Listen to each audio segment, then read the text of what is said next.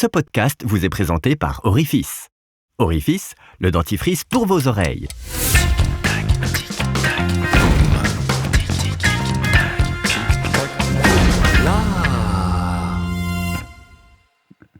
Bon, sinon, t'as aimé mon café ?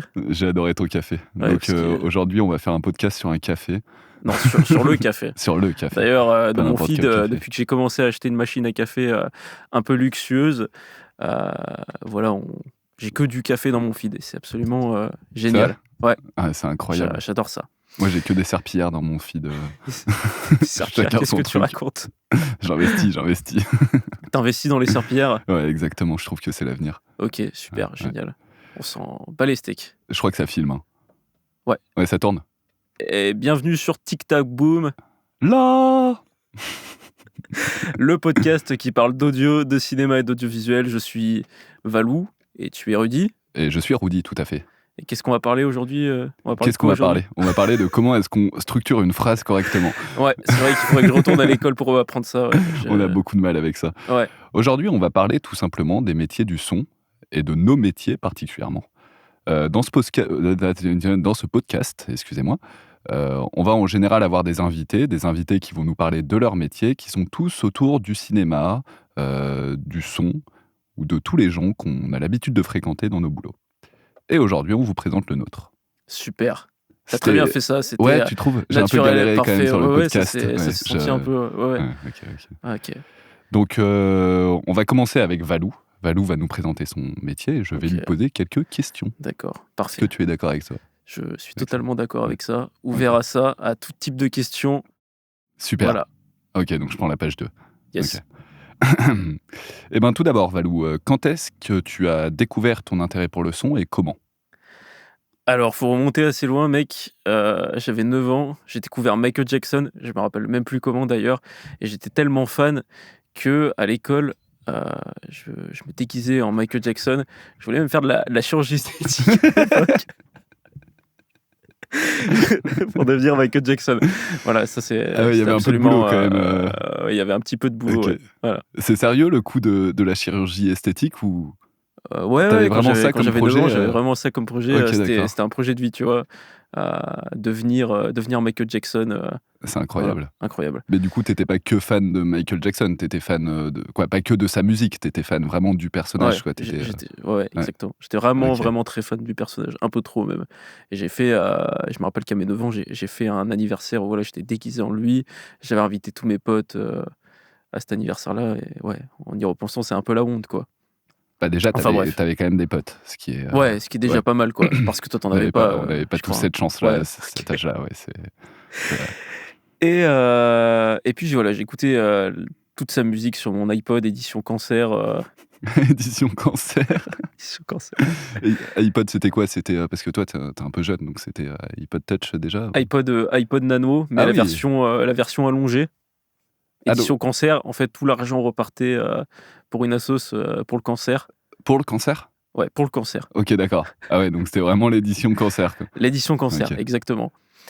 Et voilà, ça a commencé comme ça. Après, j'ai arrêté pendant une longue période d'écouter de la musique, d'écouter Michael Jackson. Je suis passé sur le jeu vidéo et sur Skyrim. Je pense qu'il y en a beaucoup qui connaissent Skyrim. Toi aussi, t'es joué, si je me trompe pas. Ah bah, carrément. Voilà, on a tous passé. Même ceux d'avant, hein, Morrowind, Oblivion. Ah oui, toi, c'est quoi. vrai que t'es un vieux, j'avais Je oublié. suis un vieux. Hein. Ouais.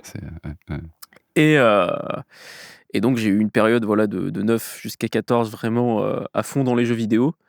Et après, du jour au lendemain, je me suis mis à écouter Muse, qui est un D'accord. groupe de rock britannique, pour ceux qui ne connaissent pas, parce que peut-être qu'il y a des jeunes dans l'auditoire de ce podcast.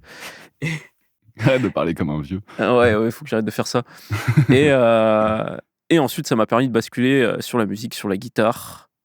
Du jour au lendemain, voilà, je trouvais que c'était Ok. classe.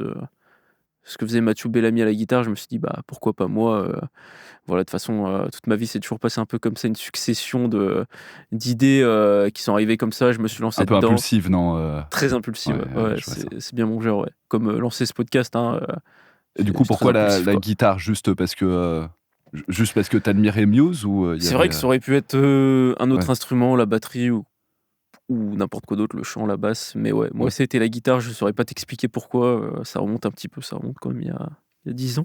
Ok.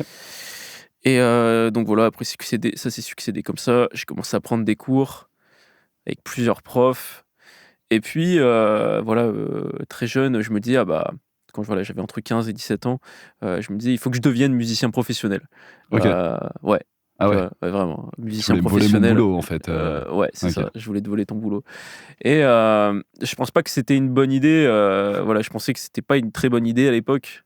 Et j'avais pas tort parce que, quand je vois comment tu galères, c'était peut-être le bon choix que j'ai fait, en tout cas.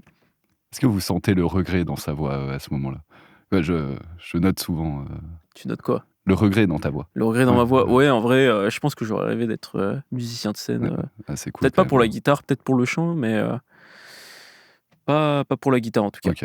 Et Et du coup, c'est quoi exactement? C'est à cet âge-là, t'avais quel âge? Donc t'étais au lycée, si j'ai bien compris, à ce ouais, moment-là? j'étais au D'accord. lycée, je me suis dit: «Voilà, faut que je devienne musicien professionnel», et puis, je me suis vite dit: «Bon, ça risque d'être un peu compliqué». C'est vrai qu'il faut pas être trop naïf non plus, c'est difficile comme, voilà, vraiment devenir musicien de scène et de trouver un groupe qui fonctionne, ou même d'être, musicien solo. Et donc, je me suis dit: «Il faut que je me réoriente». J'aimais un peu l'informatique et je me suis dit: «Qu'est-ce qui peut lier les 2?» Bah, les métiers du son, donc, ingénieur du son et toute cette branche-là. Et donc j'ai fait mes recherches sur internet, et d'ailleurs, il y avait un site à l'époque, je sais pas si les lycées parlent encore de ce site un peu pourri, ou même, j'avais déjà été dessus au collège, ça s'appelle Onicep. Ok. Je sais même pas si c'est, un truc du gouvernement. Mais ouais, c'était vraiment éclaté. C'est le genre de site où tu recherches un métier, ça te dit: «Ah bah, vous allez gagner entre 2 000 et 3 000 € par mois en faisant ça. Il y a tant d'études à faire, voilà, voici les débouchés». Et donc, je suis tombé sur ingénieur du son là-dessus. Je me suis dit: «Bon, Il y avait pas de guitariste juste dans la liste? C'est non, non, il y avait OK, pas de guitariste». d'accord. Il y avait juste, voilà, juste, ingénieur du son, en tout cas, c'est ce que j'ai trouvé. Avant de passer juste à la suite, j'aimerais juste savoir revenir un peu là-dessus. Donc là, tu voulais être musicien et d'un Ouais, coup, tu as changé, tu es allé vers les métiers du son. exactement. Ce côté très pragmatique que tu avais à l'époque, c'était toi qui l'avais ou c'était ton entourage, en fin de compte, qui, te poussait à aller vers un métier un peu plus pragmatique?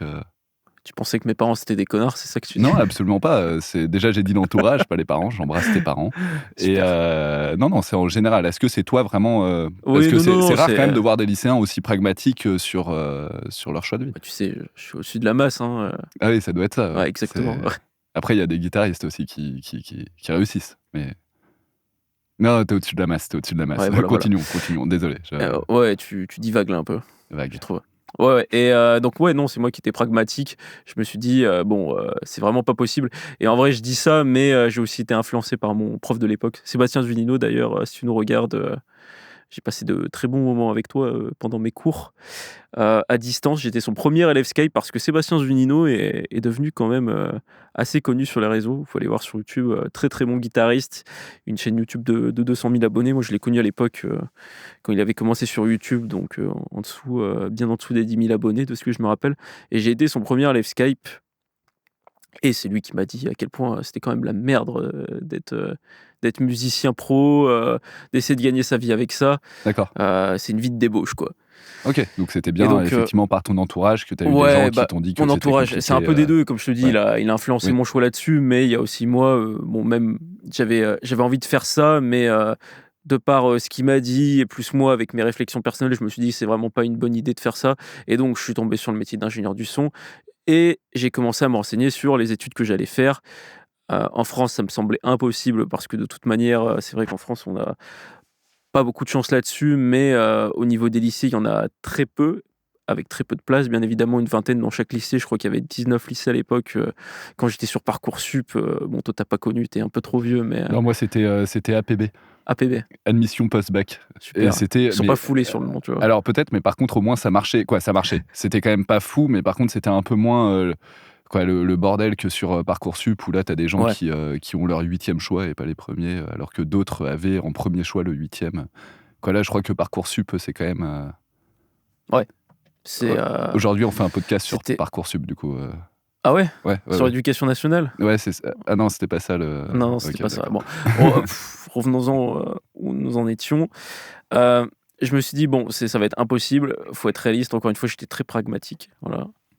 Et j'ai commencé à regarder les études privées, donc les écoles privées. Pareil, beaucoup trop cher, Je me D'accord. retrouvais à devoir faire un prêt de 30 000 balles pour pouvoir aller habiter à Lyon dans un appart, payer 16 000 € l'année pour 3 IS ou un truc comme ça. 16 000 € l'année? Non, non, pardon, Ah ouais. excuse-moi, les 2 ans, ouais, Oui. j'abuse. Oui, j'allais dire. Ça reste Mais ça reste énorme. ça reste énorme, on est C'est d'accord. pas accessible à tous. Et puis là, j'ai commencé à entendre parler des études au Canada. Je me suis dit, c'est parfait. En plus, c'est subventionné par l'État canadien. J'ai rien à payer quasiment, à part les frais d'inscription. Ouais. Donc, ça va me coûter bien moins cher parce qu'au final, j'ai juste à payer mon logement, donc à faire un prix qui est bien moins important. Et puis en plus, à l'époque, j'ai travaillé là-bas pendant mes études, donc ça m'a permis d'alléger les frais encore plus. Ouais. Donc ça, c'était très intéressant. Et c'était quoi ton école, juste celle-là, justement? C'était le collège d'Alma. Ok, d'accord. Voilà, collège d'Alma, donc situé au Saguenay-Lac-Saint-Jean, 500 km au-dessus de Montréal, pour situer un peu, donc à des endroits où il fait très froid. Ou fait moins 1000, ouais. Ouais, moins 1000, exactement, on adore. Ça doit être bien. Et donc voilà, je fais la découverte de cette école mars ou avril 2018. Août 2018, je pars là-bas. Je suis resté là-bas pendant 3 ans. À l'époque, j'y suis allé avec comme objectif de devenir ingénieur du son pour tout ce qui est mixage audio, production de musique en général. Ok. Donc voilà, Donc là, c'était mixage. vraiment, comme tu disais avant, garder vraiment le pied dans la musique, faire en sorte de pouvoir continuer ta passion là-dedans, tout en ayant un métier qui était un peu plus stable que la musique, en gros. Et ouais, c'est exactement ça, ouais. En Ok. tout cas, je le résumerai comme ça. Et puis, il y a eu un basculement, c'est qu'à la fin de ma première année qui n'est pas la plus intéressante parce que c'est aussi le but, c'est aussi de remettre tout le monde à niveau parce qu'il y a plein de gens qui viennent pas du tout de ce milieu-là quand je suis arrivé en tout cas dans ma classe de première année. C'est que j'ai découvert la post-production audio. Donc, Ok. voilà, tout ce qui concerne la relation entre l'audio et la vidéo. Et c'est ce qui m'a permis de mettre un premier pied, en tout cas dans le monde du cinéma, et qui m'a fait totalement basculer entre la musique et la vidéo, en tout cas pour le Et côté là, audio, pour quoi. aller un peu plus loin dans la post-production audio, parce que c'est quand même le cœur de ton métier maintenant, euh, est-ce que, du coup, tu disais tout ce qui est vidéo Ouais. et audio, mais on ne comprend pas, on est d'accord, tout ce qui est tournage, tout ce qui est sur place, la post-production, c'est ce qui fait une fois qu'on a tout, en fin de compte, toutes les images. Et c'est pas la prise son sur place. Toi, c'était vraiment le boulot de studio qui t'intéressait. Oui, et puis de Ou de toute base, façon, c'est vrai que c'est un peu ce qui manque à cette formation aussi, c'est qu'on n'a pas du tout été formé à la prise de son sur plateau, en tout cas Ouais. très peu. J'ai peut-être eu 1 ou 2 cours là-dessus, mais c'est vrai que pour tout le reste, c'était très complet. En Ok. tout cas, sur la post-prod, donc au niveau du sound design, du montage de direct, d'enregistrement de follet, de mixage 5.1, stéréo, etc. C'était très complet. On avait accès à un équipement de fou, à des Ouais. très bons studios, de très bonnes cabines de mixage. Donc ça a permis. En sachant que là-bas, c'est public et t'as pas à faire un prêt C'est ça. t'as pas à être Ouais, endetté à vie pour pouvoir avoir accès à tout ça. C'est quand même assez génial. Et, ouais, c'est ça qui est sympa. et par rapport à la post-production audio, du coup, tu as eu une rencontre marquante qui t'a influencé pour ça, ou c'était juste de fil en aiguille? Alors, quand j'ai fini ma première année, j'ai fait un projet qui était le re-sound design d'un trailer, à l'époque, d'un trailer d'un film un peu pourri qui s'appelle Shazam. Je Ok. sais pas si tu l'as vu, mais Non, je l'ai pas vu. c'est vraiment éclaté. Donc, un film de DC Donc c'est le Comics. petit conseil. Vous- de ne le pas regardez voir. pas, c'est vraiment de la merde. Et voilà, ce projet, ça m'a vraiment drivé, ça m'a vraiment donné envie d'en faire plus. Après, il y a eu les vacances, j'ai profité de la vie. Je suis revenu à l'école en septembre. Et j'ai rencontré un mec qui s'appelle Fred Malone, donc plutôt un monsieur, je vais pas dire un mec, voilà, un peu de respect, parce que c'est un peu mon mentor. Ok. Et voilà, qui a encore changé toute ma vision, en tout cas sur la post-prod. Un gars qui a travaillé sur une majorité d'Assassin's Creed, en Ah tout oui. cas tous les Outlast, ça c'est certain. Par contre, Outlast 1, 2 et The Trials, je crois, le dernier, je sais plus. Je sais pas. Je suis pas. Aussi Batman Arkham Origins, ça Ah c'est oui. sûr. Voilà, donc des très grosses licences. Et il a bossé aussi sur de nombreux films. Mais voilà, à l'heure actuelle, il est superviseur. Je l'ai vu là il y a quelques semaines là, quand j'étais au Canada, en tout D'accord. cas du coup l'année dernière, en fin d'année. Je suis allé manger avec lui. Il est devenu superviseur de l'équipe audio Ubisoft à Montréal. Donc Ah ouais. pas un petit job, quoi. Et donc lui, il faisait vraiment quoi? Il faisait tout ce qui était sound design. Il faisait quoi? C'était quoi exactement son boulot, lui? Tu parles en tant que prof? Non, non, dans son travail, justement, dans les studios, Euh, si tu peux un peu expliquer euh, ce bah, qu'il faisait. Il a un peu tout fait. Il a fait beaucoup de prises de doublage, de comédiens. Ok. Et beaucoup de montage son aussi, d'enregistrement, de bruitage, de follet. C'est lui qui a supervisé tout l'enregistrement, en tout cas je sais sur Outlast 2 de tous les bruitages de Foley. Ouais, ok. Sur Batman Arkham Origins, je sais qu'il a fait tout ce qui est sound design, mixage. Et aujourd'hui, je sais que maintenant, en tout cas pour Ubisoft, il supervise les équipes. Et lui, de ce qu'il m'a expliqué, il a plus envie de s'embêter avec les trucs un peu chiants. C'est qu'il mixe plus que les trailers, donc vraiment les trucs un peu fun, quoi. Ouais. Voilà. Ouais. En même temps, quand tu arrives à un certain niveau, t'as envie de faire aussi des trucs qui sont un peu cool, et puis plus envie de te prendre la tête avec toutes les choses qui sont un peu trop répétitives dans le boulot et qui peuvent prendre du temps, et les laisser aux autres, quoi. Et là, quand on voit le nombre d'anecdotes que ce gars devait avoir, parce qu'en studio, il y a souvent des anecdotes, mais un gars comme ça, il t'en a livré un peu? Ouais, bah j'en ai une qui est plutôt intéressante. D'ailleurs, j'avais oublié de parler de ça. Il a bossé sur Far Cry 3 et 4, je crois, peut-être pas le 4, mais sur le 3. Et c'est lui qui a enregistré la super performance. Je me rappelle plus du nom de l'acteur. On le mettra à l'écran au montage. Le méchant? Ouais, le méchant. Voilà, le méchant. Oui. Le méchant qui est dans. Je sais plus le nom non plus. Qui a aussi joué dans Better Call Saul, pour ceux qui ont vu Breaking Bad et le prequel, Better Call Saul. Et donc il a enregistré ce gars-là. Et d'ailleurs, pendant les enregistrements, le mec était vraiment déchaîné. Et en fait, il se faisait des rails de C dans les toilettes entre les enregistrements. Non. Et déchaîné à quel point est-ce que dans les prises, il faisait n'importe quoi, ou c'était À ce qui paraît, il défonçait des coussins. Enfin, il tapait dans des coussins carrément pour vraiment être super essoufflé, quoi. Ok, d'accord. Pour rentrer dans son personnage. Pour rentrer dans son personnage vraiment à fond et délivrer la meilleure performance possible. En tout cas, pour ceux qui ont joué à Far Cry 3, vous voyez de quel genre d'énergumène il s'agit. Je suis content de savoir qu'il était totalement sous coke quand. En même temps, ça colle avec le personnage. Hein. Moi, j'ai envie de dire bravo pour la performance, parce qu'il rentre. Exactement. Il rentre à fond dans son rôle. Voilà. Ouais. Donc Fred, super inspiration, et il m'a permis de passer un peu à travers mes études, les passages un peu plus compliqués, parce que forcément quand t'es à l'étranger, loin de chez toi, surtout à cet âge-là, surtout c'est pas au Canada, quoi. On vous embrasse, les Canadiens. Ouais, mais c'est vrai que vous avez un pays un peu pourri sur certains points, même si l'hiver, par exemple. surtout mon dernier hiver, je l'ai vraiment pris en pleine gueule pendant le Covid. Ah oui, ouais, en plus. En fait, quand t'as l'impression d'être en prison chez toi tout le temps. Et qu'en plus, il fait jour 2 heures par jour. Exactement, ouais. Et parce que d'ailleurs, j'avais totalement oublié cet aspect, hein, mais quand j'y suis retourné avec ma chérie au mois de novembre, en fait, tu te rends compte que tu te réveilles à 7h, il commence à faire jour vers 8h, et puis à 15h, il n'y a plus rien, quoi, en fait. Hein. Ah ouais. Mais vraiment, c'est qu'à 15h, t'as plus de soleil quasiment.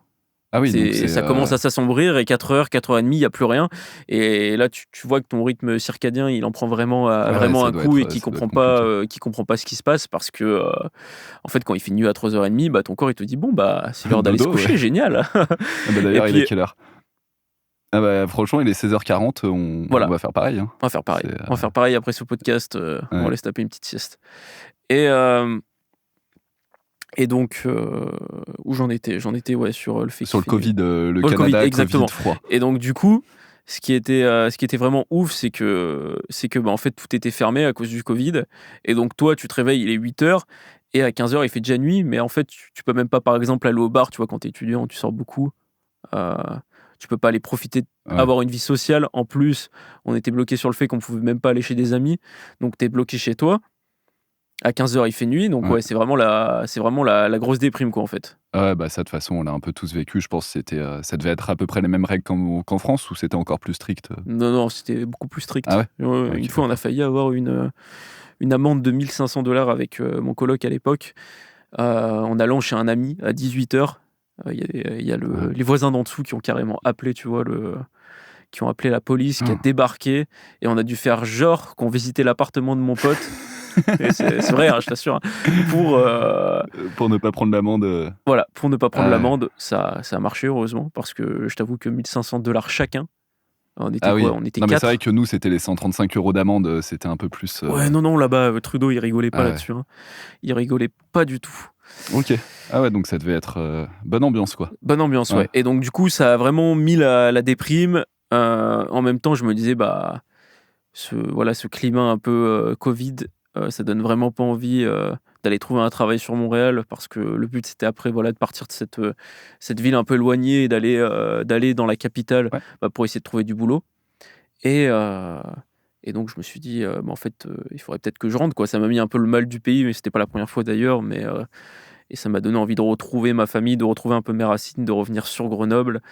Et à l'époque, voilà, je vivais en colocation avec mon coloc qui était mon ami. On s'est dit, bah, on va monter un studio. Ok. C'est parfait. Donc, on est rentré en France. On a trouvé le local parfait qui est ici même. Voilà, très beau studio qui à l'époque ne ressemblait pas du tout à ça. On mettra une petite photo au montage aussi d'avant les travaux.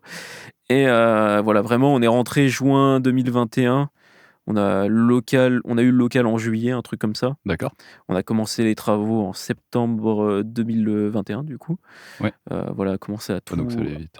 Ouais, on a enchaîné assez vite. En parallèle, en septembre, quand on a commencé, j'ai trouvé un boulot alimentaire dans la microélectronique, donc sur Crolles, près de Grenoble. J'ai travaillé de nuit pendant 1 an, ce qui m'a permis de financer ce projet, même si voilà, j'avais encore des fonds un peu de côté qui m'ont permis aussi de les injecter dans le projet, quoi.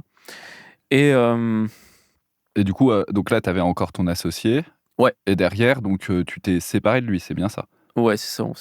on s'est séparés quasiment avant la fin des travaux, juin Donc avant de 2022, lancer le studio. avant de lancer le Ouais, studio, voilà. d'accord. Pour ça, au final, que je me suis retrouvé tout seul, ou pour ceux qui me suivent, voilà, je suis. Bah non, maintenant je suis avec toi, Oui, mais pendant, mais pendant le pendant un long montant, moment, pour ceux qui me suivent depuis un petit moment sur les réseaux, ouais, j'ai. il avait oublié qu'on travaillait ensemble maintenant. Ouais, c'est ça. D'accord. Et donc, au début, vraiment sur cette Ouais. construction de studio, à part le fait de perdre ton associé, quels ont été vraiment les défis que tu as pu relever à ce moment-là? Des défis? Oui, les défis, oui. Tu sais, aucun? Aucun? Ouais, non, non, tout Non? s'est très Ok. bien Tout passé s'est tout le bien temps. passé? Ouais, tout s'est très bien passé. D'accord. Ok, donc aucun défi au départ. Non, en vrai, Il est en train de non, non, mentir. non, J'en étais sûr. Ouais, non, non, tout a été un peu compliqué. Hem, Surtout le fait, voilà, de perdre cette association un peu tard dans le projet. Mais oui, il y a eu beaucoup d'emmerdes, surtout sur un projet comme ça de studio. Et puis, on n'était pas sur un petit projet, quoi. C'est assez balèze ce que j'ai fait, en tout cas. Ouais. Surtout à mon âge, voilà, pour pas me la péter. Non, c'est pas ton genre. Exactement. Et donc ouais, il y a eu pas mal de défis. Déjà au début, hein, même qu'on a dû tout déglinguer dans le studio parce qu'à la base c'était un appartement. Il y avait pas mal de destruction à faire avant de reconstruire. Et voilà, on a eu pas mal de problématiques. Après, des problématiques de livraison de matériaux, ça retardait les travaux. Donc on a commencé vraiment les vrais travaux en janvier 2022 et ça a duré jusqu'à novembre 2022 avant que j'ouvre le studio en décembre 2022. Ok, ah bah ouais, quand même. Bah là, justement, on pourrait peut-être parler un petit peu avant, avant qu'on échange de rôle. Ça intéresserait justement de savoir qu'est-ce qui s'est passé entre-temps, donc notamment par rapport à quand on s'est rencontrés, là où tu en étais à ce moment-là, et qu'est-ce qu'on a fait jusqu'ici, même si moi je sais, je pense que les gens qui nous écoutent ne savent pas forcément, ce qui s'est passé ensuite pour le studio, du coup. Ouais, bah ensuite j'ai commencé mon activité, j'ai quitté mon boulot septembre 2022. Voilà, je me suis vraiment lancé en décembre. Et puis après, j'ai galéré un peu comme tout le monde à trouver du boulot parce que voilà, j'étais jeune, j'ai pas vraiment fait de business plan, j'ai un peu rien prévu et commencé un peu à l'arrache. Et donc après, j'ai galéré les premiers mois pour trouver un client. Ouais, Et voilà, avant de trouver un client régulier, juste après qu'on se soit rencontrés la première fois, je pense que c'était mars-avril 2022, donc non 2023, donc voilà, 5 mois après que j'ai démarré le studio. Et puis j'ai commencé à ouais, avoir mon premier client, qui est un client dans le doublage que j'ai toujours encore à l'heure actuelle. Et, heu, et voilà, c'est un peu ça la suite. ouais. Et puis après, j'ai commencé à me lancer sur les réseaux début 2024, donc il y a un peu plus d'1 an.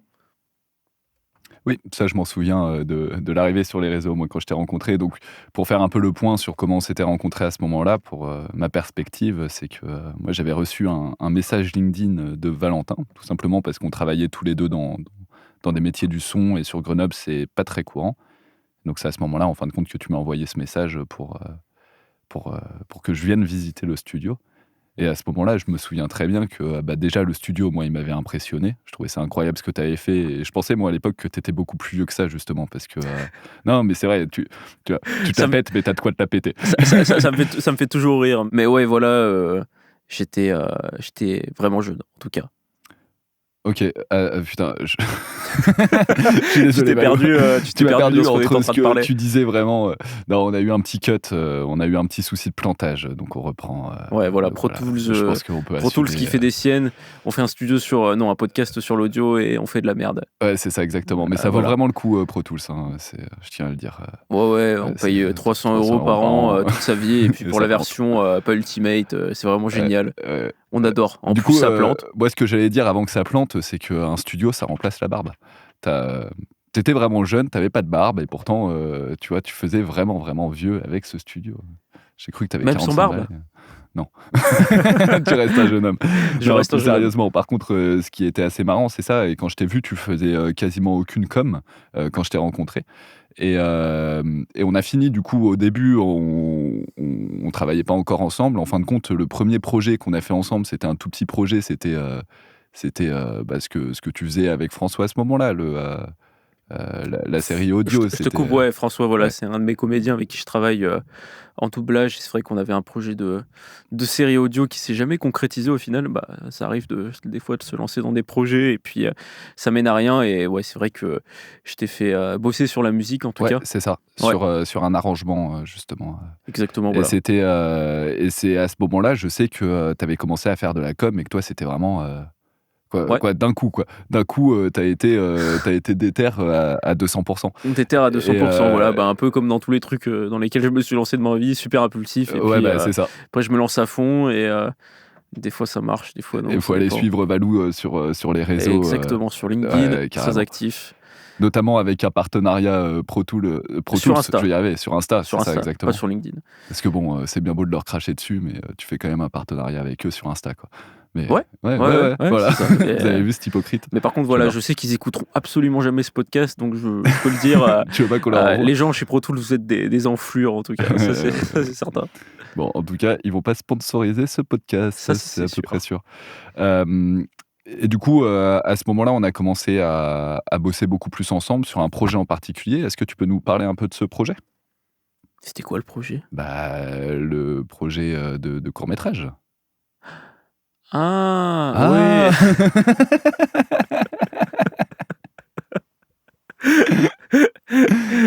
Bah oui, Ok, ça a été ok, quand c'est même bon. ta Ouais. première expérience dans le cinéma à ce moment-là. Pas tellement la première, mais. Ouais. Premier projet balèze, un petit peu. Oui, c'est ça, Ouais, premier voilà. projet balèze. Parce que Premier pour moi, projet c'était le balèze. cas aussi. Hein, Ouais, bah, tu m'as appelé du jour au lendemain pour mixer en 5 points, je vais réussir à parler, un court-métrage pour Canal. Donc, super expérience avec Sheila, Pierre Santini. Ça sort cette année sur la plateforme de VOD MyCanal+. Et vous pourrez aller voir ça dans la section court-métrage. Je ne sais pas encore quand exactement, mais ça arrivera en tout cas. Ouais, pour l'instant, on n'a pas tous les éléments. Mais en tout cas, Ouais. pour l'instant, il fait aussi son chemin en festival à l'international. Exactement. Court-métrage. Los Angeles, New York, le Royaume-Uni et Montréal. D'ailleurs, Oui. Ouais, c'est vrai. c'est con que j'y sois allé l'année dernière et que j'ai loupé en tout cas le passage qui devrait être en début d'année, je crois, ou c'est peut-être Aucune déjà idée. passé. Je sais pas. Peu importe. C'est à New York où c'est déjà passé, je crois. Ok, cool. Mais en tout cas, voilà. Et donc là, ça a été donc le début de notre collaboration. Déjà, ça a été avec ce projet-là, en tout cas, qu'on a vraiment commencé à collaborer ensemble. Ouais. Et surtout, ça a été le début de la volonté d'aller vraiment vers le cinéma. Quoi, tu le voulais avant, mais ce que je veux dire, ça a été l'élément déclencheur, en fin de compte, de faire plus de cinéma et un petit peu, voilà, de s'orienter vraiment là-dessus. Ou je me trompe? Non, tu te trompes pas, non. D'accord, bon bah écoute, je te passe l'ordinateur. Ouais, ça va être à moi de. Ouais, ça va À ton être tour. toi. Non, Allez. moi j'ai déjà parlé du coup. Alors, Rudy, raconte-nous un peu ta vie. Qu'est-ce qui Ouais, va à ce mal? point. Alors, moi, franchement, depuis quelques années, je me rends compte que je suis musicien et que j'ai pas fait le bon choix. Ouais. C'était pas le choix pragmatique. Et non, je rigole. Donc, Alors, Rudy, comment t'as commencé à faire de la musique? voilà, déjà pour me présenter un petit peu, je suis compositeur. Donc, c'est pour ça qu'on travaille ensemble. Moi, je fais plutôt l'aspect création musicale, là où où Valentin va faire tout ce qui est sound design et aspect mixage un petit peu plus technique. Et donc moi, j'ai commencé dans la musique à l'âge de 6 ans. J'ai commencé par la flûte traversière, tout simplement. Alors j'avais fait un petit peu d'école de musique Alors, avant. c'est quoi de la flûte traversière pour les La, gens qui ne savent pas ce que c'est? la flûte traversière. Donc les gens, ils savent ce que c'est un follet, mais pas la flûte traversière. Exactement. Ok. Normal. Donc Voilà. la flûte traversière, c'est la flûte qu'on tient sur le côté, qu'on voit souvent Ouais. dans les orchestres. C'est une flûte qui est un petit peu moins stridente que Pourquoi on la tient flûte à pas bec. sur le devant C'est vrai que c'est une très bonne question. Je crois que c'est tout simplement parce que c'est fait comme ça. Quand on souffle, je pense que le son est mieux quand on la tient sur le côté. Voilà. En fait, c'est une flûte où c'est un peu particulier parce qu'on souffle pas dans la flûte. On a un bec qui est transversal Ok. et donc on va souffler en dessous. On va vraiment souffler. La flûte, on la pose sur son menton, vraiment. Et on va souffler, je vais y arriver. On va flûter. J'invente des verbes. D'accord. On va souffler en bas, en dessous, pour que le son arrive dans la flûte. Ok, super, on s'en fout. Bah, on s'en fout, c'est toi qui demandes. Non, mais c'est incroyable, Et ça. pourquoi t'as voulu faire de la flûte traversière? C'est Eh quoi ben, qui t'a donné envie de faire ça? C'est Michael Jackson, moi.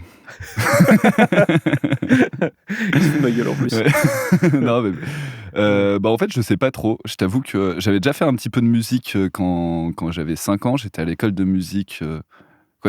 C'était des cours où on était 2. Je sais plus trop ce que c'était, mais je sais qu'on rendait fou la prof et qu'on faisait n'importe quoi et que ça allait finir un peu comme ça. Et après, du coup, j'ai commencé à... Mes parents m'ont proposé de faire un instrument. Moi, j'adorais déjà la Et musique. tu t'es dit qu'on pouvait faire un peu plus que des conneries avec une flûte, c'est ça? Ouais, c'est voilà, ça. En voilà. fait, à l'époque, c'était pas à 5 ans, c'était pas des cours de flûte, c'était plus du solfège, de l'éveil musical, des trucs du genre, tu vois. Ok. Et à 6 ans, du coup, quand j'ai dû choisir quand j'ai eu la possibilité de choisir un instrument, je sais plus trop comment ça s'est passé. Je sais que mon père était pianiste, mon frère faisait du violoncelle, donc je voulais faire aucun des deux pour avoir mon propre instrument, Ouais. pour pas partager un instrument avec quelqu'un d'autre. Ok. Voilà, j'étais un peu rapia, mais les musiciens me comprendront. D'accord. Et du coup, je sais plus pourquoi, mais je trouvais ça cool, la flûte traversière. C'est voilà. Ouais. Ouais. Génial. Et donc c'est comme ça que j'ai commencé à 6 ans. Et donc après, j'ai continué la musique, quoi. J'étais un enfant, hein, donc j'en faisais, mais c'était pas non plus du tryhard tout le temps, mais j'aimais bien. J'avais des cours particuliers avec une prof de flûte. Ouais. Je t'embrasse, Catherine, d'ailleurs, si tu nous écoutes.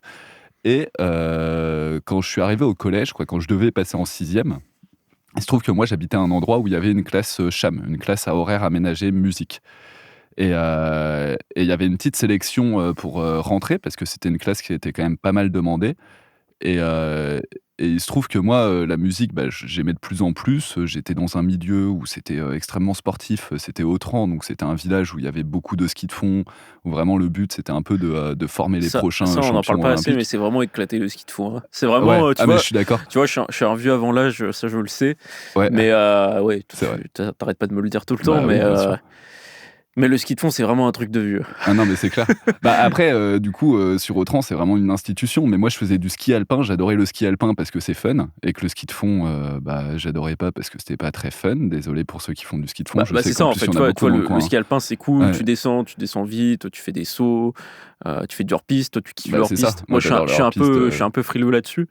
Mais, Ouais, mais même sur piste, t'as moyen de t'éclater, tu vois, quoi. Oui, T'as voilà, vraiment, c'est ça. à tout niveau, tu peux t'éclater. Le ski de fond, c'est une balade, ski de fond, quoi. t'es vraiment. Et surtout, moi, j'adore par exemple le ski de rando, où là, il y a cet aspect balade, mais Ouais. par contre, c'est de la balade hors piste, donc tu découvres des endroits. Les pistes de ski de fond, moi, je trouve que c'est vraiment un grand endroit qui est damé, et du coup, t'as l'impression d'être sur la route et avoir juste de la forêt à droite, à gauche. De temps en temps, t'as une belle vue, et c'est tout. Mais je trouve qu'il y a moins cet aspect balade en montagne que le ski de rando. Mais bon, désolé pour tous ceux qui font du ski de fond, je critique pas, hein, parce que vous devez adorer. Après, moi, j'ai un trauma d'enfant là-dessus, mais... Non, mais parce que pour ceux qui connaissent Autran, c'était quand même, et surtout à l'époque, c'était extrêmement compétitif. Même quand t'avais 7 ans, on te mettait dans la compétition tout le temps. Et donc moi, qui aimais pas le ski de fond, c'est vrai que je trouvais pas ma place là-bas. Ok. Et du coup, moi, je m'enfermais chez moi et je faisais de la musique, quoi. C'était vraiment mon truc, quoi. Ouais. Et il demandait quoi? Je reviens un peu sur la classe CHAM. Ouais. C'était quoi l'examen? Est-ce que ça t'a fait stresser? Ah ouais, à fond. Ouais. Après, je sais plus exactement ce qu'ils demandaient. Je pense que j'ai un peu trop stressé. Il y avait quand même une petite sélection. C'était vu que c'était pas mal demandé, il fallait quand même avoir un certain niveau. Alors, on va relativiser hein, pour des enfants de 10 ans. Hein, on ne demandait pas d'être un Fallait petit pas être Mozart ou quoi que ce soit. fallait pas être un grand professionnel, quoi. Ah non, Fallait a avoir un priori, niveau un peu confirmé, intermédiaire. c'est ça. Fallait pratiquer, quoi. C'était pas comme les classes de ski de fond où là, Ouais. fallait directement avoir déjà fait de la compète et tout ça, mais fallait pratiquer. Mais Ah ouais, moi, par carrément. contre, dans ma tête, je me l'étais mis. Faut savoir aussi qu'à cette époque-là, on me mettait toujours dans la tête la compétition. À l'école primaire, c'était vraiment valoriser la compétition. Et donc, je pense que moi, pour cette sélection-là, c'était la première vraiment forme de sélection que j'avais. Et je m'étais mis une pression de dingue, mais vraiment de dingue.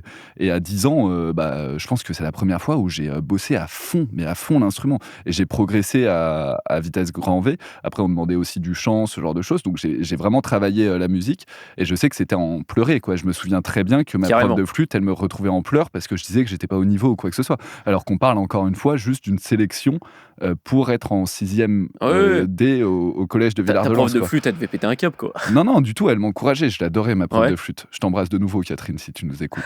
Mais non, du tout, elle pétait pas un câble. Elle était super Non, mais pédagogue, quoi. elle Voilà, devait se elle dire, m'accompagnait, elle essayait de faire c'est un redescendre malade la à cet âge-là pression. de prendre ça autant au sérieux, quoi.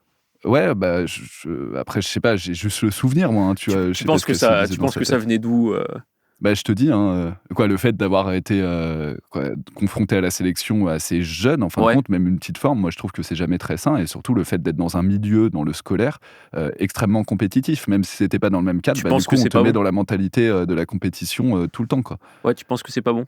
Non, je pense que c'est pas fou à cet âge-là. Après, je pense que c'est ouais, encore une fois, tout est une question de juste mesure, tu vois? Oui, bien sûr, Tu ouais. peux mettre, Ouais. avoir un peu de sélection, avoir un peu de, pourquoi pas? De toute façon, tu t'habitues au fur et à mesure, au monde des adultes, quand tu es enfant. Donc, en soi, ça y est dans le vrai monde, donc, pourquoi pas le faire, quand tu es jeune? Mais par contre, il faut y aller, faut le Faut y faire aller de mollo, façon quoi. raisonnée.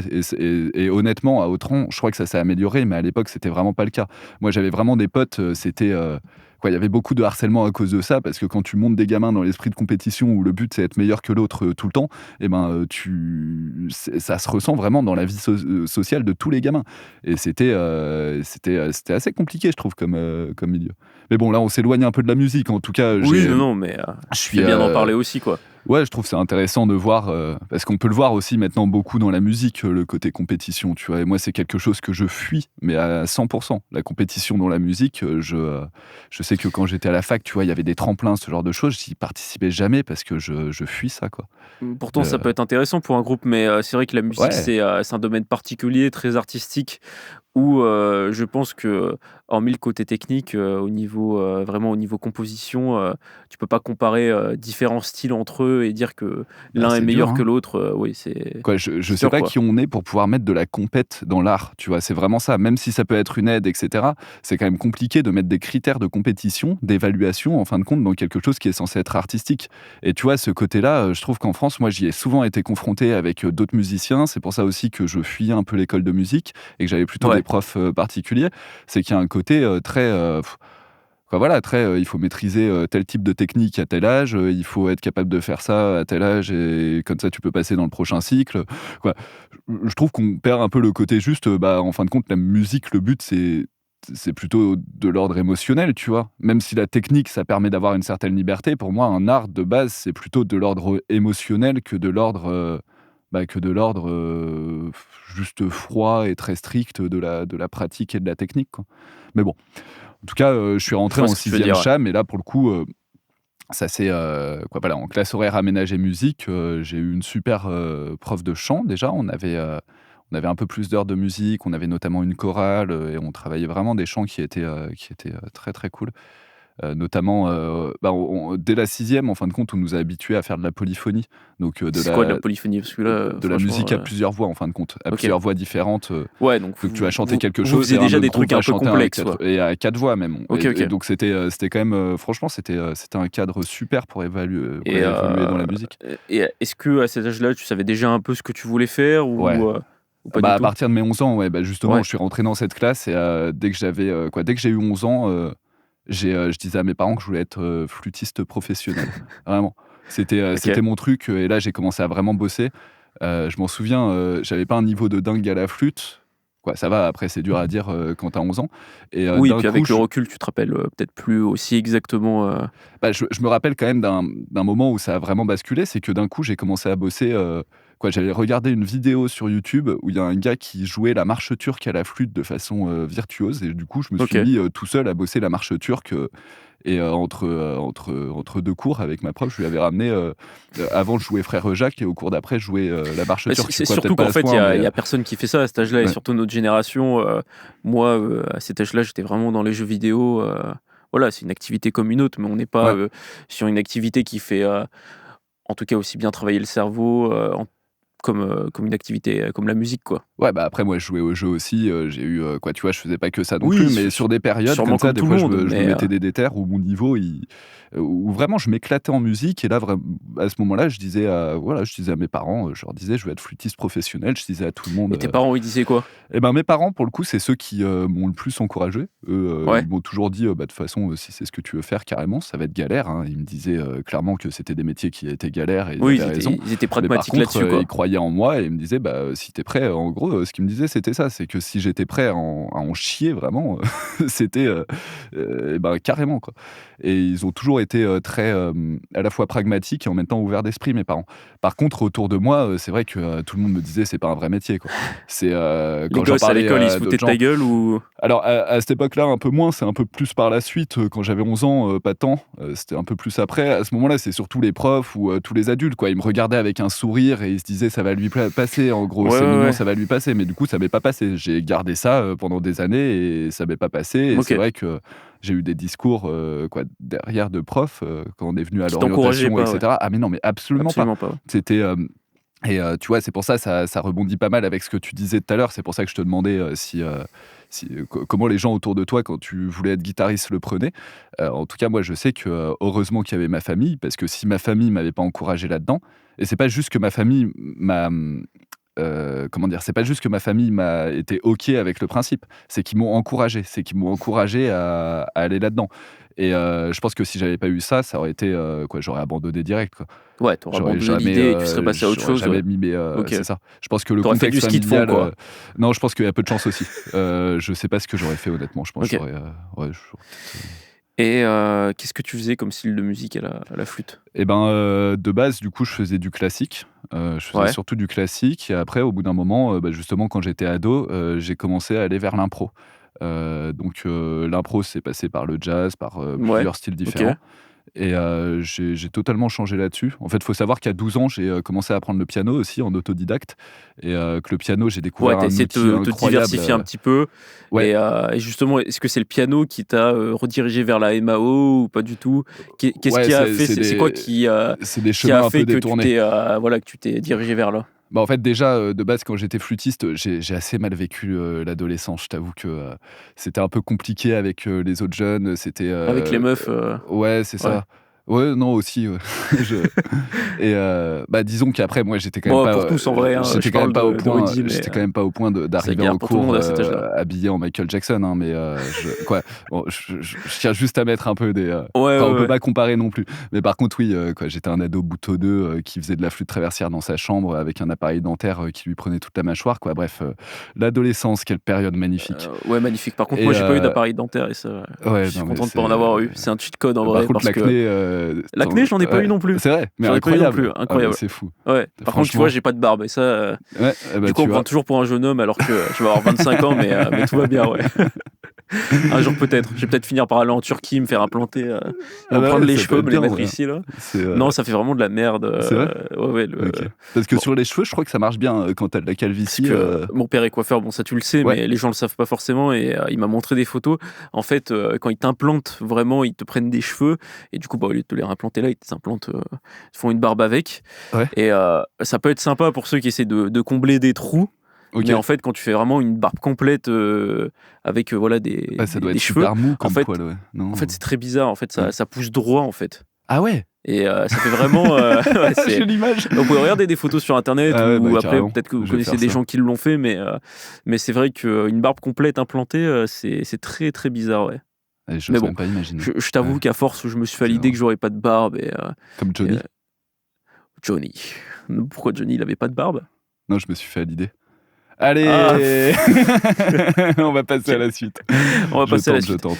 Bref, et qu'est-ce qui s'est passé après le collège? T'es parti au lycée? Bah ouais, du coup, a Non, priori. t'as arrêté l'école, t'es parti en BEP pro? Bah en fait, je suis allé, ouais, c'est ça exactement. Je suis allé faire de la musique de rue. J'ai arrêté l'école. Je me suis non, non, du tout. Je suis allé au lycée. Ouais. En fait, il faut savoir, ouais, c'était compliqué le collège. Là, j'ai commencé à faire du piano du piano et de la batterie parce que quoi, une des raisons, c'est aussi le fait que j'assumais pas de faire de la flûte. Hein. Ouais. Quand on me demandait. T'as essayé de trouver un truc un peu plus viril. Non, mais c'est ça en fait. Je me faisais tellement moquer de moi tout le temps que j'avais pas envie d'en rajouter une flûte. D'en rajouter une flûte. Et Ouais, donc, je sais du plus coup, parler. t'as fait d'autres instruments. Et Ouais, après, voilà, c'est moi, ça. je connais déjà un peu ton parcours. T'es parti au lycée, t'es parti à l'étranger, un peu comme moi. Ouais, bah c'est ça. Je suis Ou parti à non, c'est l'étranger après le alors lycée- plus ou tard c'est après le encore. lycée, ouais. C'est à la fin du Post-bac. lycée. Ouais. Ok. Bah, au moment du bac, du coup, je suis parti. Au moment du lycée, du coup, je suis parti dans une école alternative Ouais. qui était une école Steiner, donc à Avignon, où là, c'était super. On faisait des voyages, on faisait de l'art, c'était vraiment trop cool.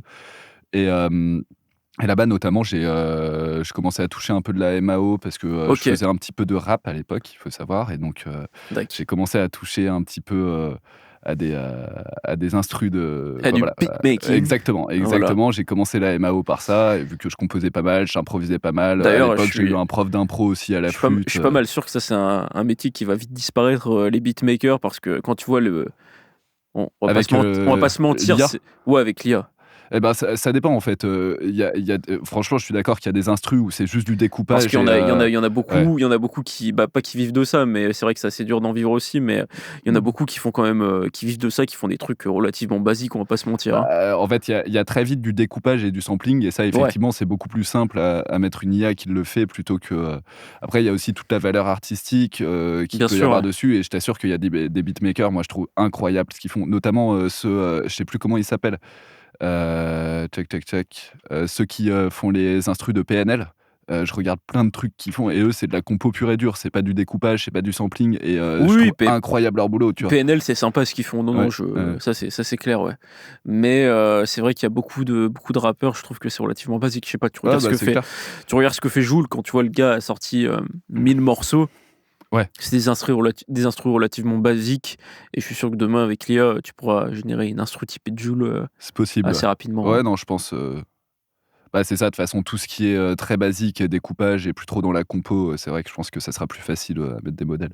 Bon, en même temps. Mais bref, on s'est un peu écarté du sujet. Donc, du coup, tu as fait ton lycée et après, Ouais, tu es c'est ça. parti au Luxembourg. Exactement. Et là, je suis parti. Bah, déjà, pendant le lycée, juste un petit événement marquant, c'est que j'ai fait ma première composition pour un court-métrage au lycée. Et ça a été ma première expérience de musique à l'image. Et ça a été un tournant aussi dans ce que tu voulais faire, ou pas encore exactement? Bah, pas encore totalement, mais par contre, ça, j'ai C'était une adoré. première expérience, C'est ça. quoi. Un peu C'était comme un moi truc avec qu'on le avait fait au trailer. lycée, hein, c'était pas un court-métrage, je ouais. pense. Mais par contre, ouais, ça a été la première expérience où je me suis dit, ah, c'est sympa quand même. C'est sympa quand même. Et Ouais. là, de plus en plus, je me tournais vers la compo déjà, quoi. Je commençais à composer énormément au piano, à improviser, donc j'étais dans la créa, quoi. Ouais. Et après, je suis passé au Luxembourg. Je suis parti au Luxembourg pour passer un bac international, du coup. Donc voilà, c'est un bac qui donne pas mal d'équivalences, quoi, des équivalences dans le monde entier. Au début, je voulais voyager, donc quoi, je voulais partir à l'étranger pour faire mes études au début. Ouais. Bah, je regardais, tu sais qu'en plus, à l'époque, je regardais beaucoup le Canada, d'ailleurs. Ah ouais? Je sais pas si Tu je m'as t'avais jamais déjà dit dit, ça. bah, Non, non, tu m'as jamais je dit. viens de Ouais. m'en souvenir. C'était mon père qui m'orientait là-dessus, qui me disait Et que tu regardais pour faire quoi au Canada? eh ben, des études de musicologie, mais tu vois, là, je viens de m'en souvenir parce que c'est un truc quoi, tu vois, j'ai pas regardé Ouais, là-bas, énormément, etc. Mais au oui, c'est début, vrai je qu'il y a pensais, tout je sais qu'il y il y a avait à tout un Montréal. cursus. Il y a Ouais. tout un cursus, et même pas juste à Montréal. En tout cas, moi, dans l'école où j'étais, parce qu'il faut savoir qu'au Québec, c'est des cégeps, ça s'appelle, et ça regroupe un cégep. Il y en a des cégeps, il y en a un peu de partout dans le Québec, et ça regroupe plein de techniques différentes, dont moi, voilà, c'était le son, mais il y avait aussi une technique de musique, donc des élèves qui étaient en musique, en tout cas Ok. dans la même école que moi, et d'autres qui étaient dans plein de cursus différents. Donc c'est intéressant parce que ça mélange plein de mondes qui ont vraiment rien à faire ensemble, et c'est assez Bah rigolo. ouais, c'est Et clair. donc, ouais, il y avait Attends, ça des fait, trucs de musique, et c'est pareil, c'était assez cool Mm. ce qu'ils faisaient en tout cas. Mais donc, toi, voilà, pourquoi ça s'est pas fait au final le Canada, et toi, t'es allé à Strasbourg après? Ouais, bah en fait, c'est ça. J'ai passé le bac international, j'avais les équivalences, etc. Après, il y a eu il y a eu des événements familiaux très forts qui fait que j'ai pas pu, quoi, voilà, Ok. je pouvais pas partir à l'étranger à ce Ouais. moment-là. Et donc, je suis allé à la fac de musicologie de Strasbourg, du coup, en fac de musique actuelle. OK. Et donc voilà, j'ai eu un parcours universitaire, j'ai fait mes 3 ans. Là-bas, c'était très cool, parce que déjà, j'expérimentais beaucoup la scène et c'est là où je me suis dit que, t quoi, où ça a fini de me faire penser que je voulais pas, travailler, dans les métiers de la scène. Ouais, tu trouvé ça trop galère, c'est trop de débauche?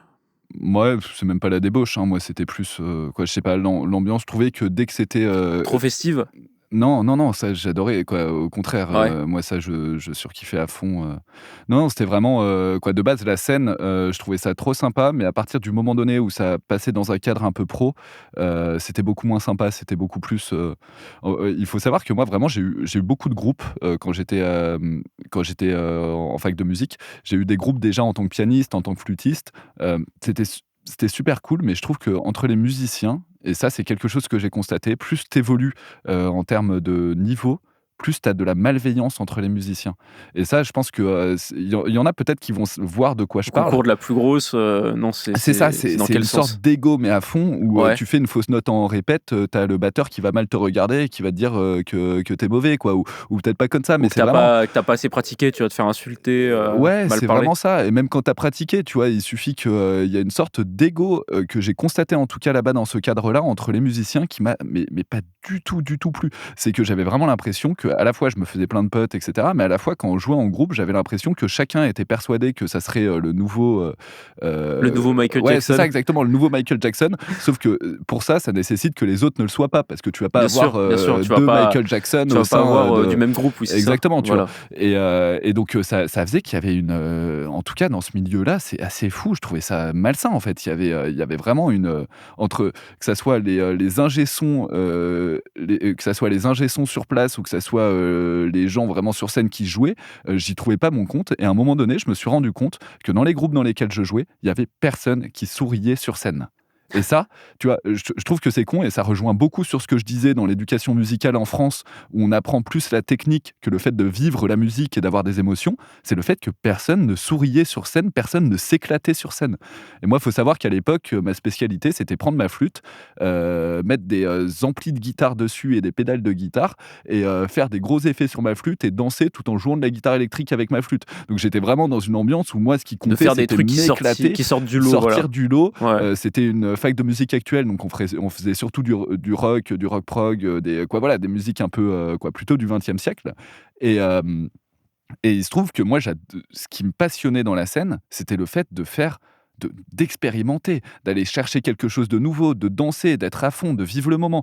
Tous ceux qui ont déjà fait de la scène, je pense que vous verrez ce que je veux dire, c'est ce côté où, tu as un public, que ça soit 50 personnes ou, 600 personnes, tu vas avoir un ressenti, «Je ne suis plus moi-même, c'est quelqu'un d'autre qui guide et je vais m'éclater». Ouais. Et ça, j'adorais, mais dès qu'on passait sur un milieu qui était un peu plus, où il y avait un peu plus d'enjeux, je trouvais qu'on le perdait, et vraiment qu'on le perdait totalement. Et donc, j'ai voulu me séparer totalement de la scène, continuer à en faire, pour le fun, et chercher des boulots qui n'étaient pas vraiment du tout sur la scène, quoi. OK, donc ça, c'était un premier déclic. Ouais, ouais, ouais. Et c'est quoi sinon le déclic qui t'a fait vraiment passer sur, tout ce qui est composition et composition de musique à l'image? On a déjà parlé Bah, ça, ce du que je court disais, c'était voilà, vraiment avant, hein. du Ouais. court-métrage sur lequel tu as bossé au lycée. Est-ce qu'il y a une rencontre, un peu Ouais. comme moi, avec Fred Malone, une rencontre qui t'a, voilà, fait basculer un peu plus là-dedans? Ouais, je fais vraiment des yo-yo dans dans la ouais, je vais pas Linéarité? di ouais, merci, Voilà, merci, tu dis beaucoup mieux les mots que moi. c'est ça. Non, il y a eu vraiment, alors c'était un peu avant la fac pour le coup, quoi, je le connaissais vraiment depuis tout petit, OK, mais le gars qui a été un peu mon mentor, c'était, Stéphane Damiano. Heu, c'est un super pianiste, c'est un pianiste déjà, vraiment incroyable, un pianiste jazz. Lui, bah, déjà, il vivait de sa musique, donc déjà OK. ça faisait partie de mes exemples de ceux, qui vivaient de la musique et qui me montraient, qui me prouvaient que c'était possible, là où les autres adultes disaient que c'était impossible. Et en plus de ça, il est à la fois pianiste de scène, et en plus il a fait beaucoup de musique à l'image justement. Et je sais que, j'ai fait des stages en fait chez lui, où il m'a montré comment, marchait Logic Pro, où il m'a montré comment composer et cetera, où vraiment ça a été un peu mon mentor là-dessus. Et donc déjà lui, ça a été pas mal un déclic. Sinon, bah, il se trouve que mon grand-père était mélomane, donc il n'était pas musicien, mais par contre il avait une très très grande appétence pour la musique. Et il avait un côté un peu mécène, donc il créait toute une synergie de musiciens autour de D'accord. lui, il créait des fêtes vraiment chez lui. C'était quelqu'un d'assez, voilà, je pense qu'on pourrait faire un film sur sa vie, ce Ok. gars-là. Et du coup, en Allemagne, il connaissait des musiciens de fou. Et donc, moi, je gravitais aussi dans un milieu de musiciens, de compositeurs. Oui, Et donc, j'ai appris au fur et à mesure à ça a comprendre. aidé. Et puis tes parents étaient Ouais, aussi un peu pour. oui, Mais mon père était pianiste après, aussi. c'était quoi le déclic qui professionnellement, en tout cas, t'as un peu plus amené là-dessus Et ben, ce qui m'a alors ah oui, OK, c'était pas un déclic dans le sens, c'est pas ce qui Ouais, m'a donné envie de composer pour des musiques oui, de c'est films, ça. mais par contre, le déclic professionnel, Parce qu'il faut savoir que tu étais dans c'était une fac de musicaux, donc c'est ça. tous les gens voulaient faire voilà, de la scène ou Ouais, j'imagine être intermittent, ouais, ce c'était genre pas de du tout, choses. mon T'es profil, un qui était, peu voilà, toi t'es un peu sorti du lot. Qu'est-ce qui t'a amené professionnellement vraiment vers la composition de et ben, musique à c'était l'image? en troisième année. Ouais, En fin de compte, j'ai eu l'occasion de, bosser pour Axel Falguier, qui maintenant est, réalisateur de documentaires, quoi. Il en faisait déjà à l'époque, mais surtout ouais. à l'époque, c'était un vidéaste qui travaillait pour une agence de voyage. Et c'était en gros, c'était Ça existe une encore agence de des voyage, agences de voyage? bah, ils organisaient vraiment C'est un truc de vieux ça? des trails, sportifs. En fait, ouais, c'était un peu un Ah truc, oui. quoi, pas de vieux, mais c'était, Ouais, bah, très ça sportif, c'est un c'était peu ouais, différent, ouais. voilà, c'était assez, mais en même temps un peu de luxe, tu vois? Par exemple, le vélo bateau où tu avais une péniche, tu mettais, tes vélos sur une péniche de luxe et après tu faisais OK. du vélo quand tu voulais ou sinon tu rejoignais, quoi, voilà, c'était un truc, mi-sportif, mi-confort. Et cette agence-là du Vercors, du coup, faisait des vidéos de tous ces trails. et hem et donc, il y avait des besoins musicaux. C'était à l'époque où c'était pas encore très répandu, toutes les plateformes, où on fait de la post-synchro maintenant, genre Epidemic Sound et cetera. Et donc là, il y avait vraiment des besoins musicaux aussi pour créer une image, pour cette marque et quoi, pour cette agence. Et donc là, Axel m'avait demandé, de faire les musiques, sur ses vidéos. Donc régulièrement, il me donnait des vidéos et il me payait pour composer les Excellent ça. musiques. Et ça a été vraiment, quoi, voilà, mon premier boulot. C'est à ce moment-là que j'ai lancé mon activité. Donc c'était en 2018-2019. Voilà. Ouais. Ouais, Donc donc quand j'avais une vingtaine d'années, en gros, OK. Ouais, 21 ouais. ans. Donc J'étais encore étudiant. assez jeune aussi parce que moi, Ouais. à cette période-là, je rentrais à peine en études supérieures et toi, du coup, tu commençais, bah, tu étais en Bah, moi, fin j'étais en troisième d'études, année, ouais. tu étais en 3 année et C'est ça. tu commençais déjà à avoir des contrats un peu dans le pro Bah, et moi, puis à j'avais déjà, côté, je m'en souviens tu à avais déjà un l'époque, pied là-dedans, quoi. bah, ouais, carrément. Et là, c'est le moment donné où je me suis dit que j'allais lancer ma boîte de musique à l'image. Oui. Je commençais à Mmh. avoir, donc là-dessus, c'était et surtout, je commençais à faire des compos à droite à gauche. Je sais que alors, là-dessus, je connaissais, donc il y avait un jeu vidéo qui s'appelait Space Origin. OK. Et je connaissais, donc ce jeu vidéo, je connaissais, les devs, en fait, du jeu. Et il se trouve qu'il y a quelqu'un qui jouait à ce jeu vidéo qui voulait racheter le jeu pour faire une V2. Et c'est moi qui lui avais fait rencontrer les devs parce qu'on était dans Le la même mec, qui se guilde, on s'est tape, rencontrés, un délire de riche, quoi. non, non, pas du tout, c'était un gros passionné, de jeux vidéo. Et ça faisait super longtemps qu'il voulait investir dans le jeu vidéo, fonder des équipes et cetera. Après oui, c'était un gars qui avait du pognon, mais par contre ça venait pas, de nulle part. Oui, non, C'était, non, bien quoi, sûr, vraiment là-dessus, c'est pas ce que je dis, ouais, quoi, mais mais c'est, histoire de le mec a voulu se diversifier comme ça, ouais, racheter c'est un jeu ça, carrément exactement, ouais. parce que c'était Racheter un le jeu code, qui était indé ouais, ou c'était un jeu indé, ouais, c'était et c'est de un quelle origine? roguelike, like, en gros. Bah, c'est française du coup, Français, OK. ouais, vu que je connaissais les devs, c'était des devs quoi, c'était un Ah oui, c'est ce studio que de tu jeux disais, ouais. vidéo, du sud. Ouais, OK. Et du coup, quoi, voilà, j'avais rencontré, c'était des connaissances de quand j'étais sur Avignon justement pour mon école, pour, le début de lycée. Et donc le Et gars donc voulait racheter c'est ça. et il voulait du coup t'embaucher parce que tu Bah, avais c'est bien ça, sympathisé avec lui pour, bah refaire, voilà, toute la BO du jeu. il se trouve que nous, ça faisait 3 ans, c'est le genre de jeu vraiment, quoi, voilà, où tu mets un peu ta vie dedans. Moi, ça faisait 3 ans que je jouais avec lui à ce jeu, Ouais, à fond. On se parlait quasiment tous les soirs et cetera. Et je sais que j'avais déjà fait, pour des vidéos d'event et cetera, des petites musiques, dessus. Et donc, là-dessus, ouais, il avait, quoi, voilà, on commençait, à voir pour qu'il m'embauche. Il commençait à monter son équipe avec moi comme compositeur pour ce jeu vidéo, du coup.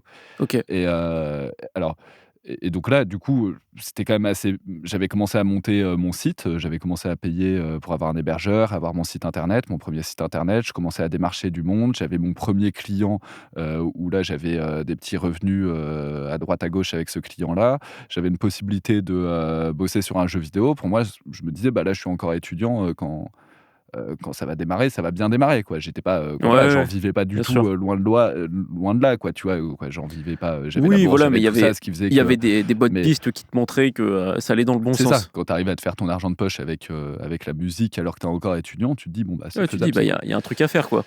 Et Et après, il y a eu le Covid, le covid, voilà, qui nous a exactement. tous touchés d'une certaine manière. Donc là, le covid, bah, déjà, il y a eu des soucis pour le rachat du jeu parce que la personne en question bossait dans l'export-import de ressources, donc forcément, il a dû plutôt sauver sa boîte qu'acheter un jeu. Tout ce qui était budget com, donc pour tout ce qui est vidéo, comme j'en faisais et cetera, bah, c'était un peu foutu parce que là la com, bah, quoi, tout ce qui était communication pendant le covid a été mis en stand-by et donc là, je me suis retrouvé vraiment sans quoi, avec tout qui s'arrête d'un coup, quoi, et pour les musiciens, ça a été un peu l'horreur et même les compositeurs, on pourrait se dire: «Bah, tu peux composer depuis chez toi», mais le problème, c'est qu'il y a plus de contrat, il y a plus de com, il y a plus, quoi, voilà, c'était totalement paralysé C'est le la métier, galère, quoi. ouais. Et en plus, c'était le moment où je finissais mes études. Donc moi, j'ai fini ma troisième année, plus ou moins à distance, en sachant que c'était un peu des branquignoles, les profs. Il y en avait qu'un seul qui faisait cours à distance. Donc j'avais passé mes partiels, mais les partiels n'avaient pas du tout, changé. Ils n'avaient pas adapté pour le faire à distance et cetera. Donc la fin de ma troisième année en musicaux à Strasbourg, ça a été vraiment, quoi, voilà, c'était, avec le covid, ils ont même pas essayé de s'organiser, c'était vraiment n'importe quoi. Et moi, dans tout ça, du coup, je suis allé me confiner sur le Vercors, dans voilà, dans la maison de ma mère parce que j'avais pas envie de rester dans un appart, avec 2 colocs, pendant le confinement. Et du coup, j'en ai profité pour faire un max de musique. Et donc là, à ce moment-là, Est-ce qu'en même temps, tu essayais de démarcher, de faire de la prospection? ouais, j'ai essayé un peu, mais il y a personne qui répondait. Tout était paralysé, par le covid, hein. Ou tu le faisais de la mauvaise manière, peut-être aussi? Bah, peut-être, mais après, j'avais quand même le témoignage de tous les autres musiciens que je connaissais, les pros et cetera, où tout le monde, c'était pareil, ils se sont mis sur leur intermittence, et ils ont hiberné parce que, bah, tout simplement, les projets ont été paralysés. Donc quand tu as plus de projet, tu as plus de contrat, tout simplement. Oui, et puis c'était une période assez weird, assez bizarre, Ah bah, c'est clair. où tout le monde l'a vécu d'une manière un peu particulière et Ah bah, moi, je l'ai ouais. bien vécu du coup, parce que j'ai fait un max de musique et j'ai lancé quelque chose que je trouvais génial, en tout cas, qui permettait de s'éclater. C'est que, sur Strasbourg, il y avait énormément de jams dans les bars. Donc tu sais, tu vas Ouais, dans un bar, tu rencontres d'autres instrumentistes et bah, juste tu joues de la musique, tu improvises et c'est OK. trop cool, quoi. Et moi, j'adorais ça quand j'étais étudiant à Strasbourg, mes soirées, je surkiffais. On jouait de la musique tout le temps, on jouait de la musique dans la rue, dans les bars, tu vas te foutre de ma gueule, mais dans le gazon du campus, en fumant des joints. En gros, c'était ça l'idée. Vraiment Et l'image du musicos, quoi. ouais, exactement. Bah, j'avais les cheveux longs à l'époque. Ah ouais, en Et plus, quoi. ouais, ouais, non, Tu carrément. portais un sarouel aussi Non, non, non, par contre, et non. tu allais Ouais, les manger des habits, tacos tous les midis, oui, par contre, les tacos, bien OK, sûr. ouais, Ah, super, parfait. totalement. Ouais, ouais. Le starter pack complet, quoi. Ah ouais, non, mais carrément. Vraiment, c'était les plus belles années de ma vie. Et je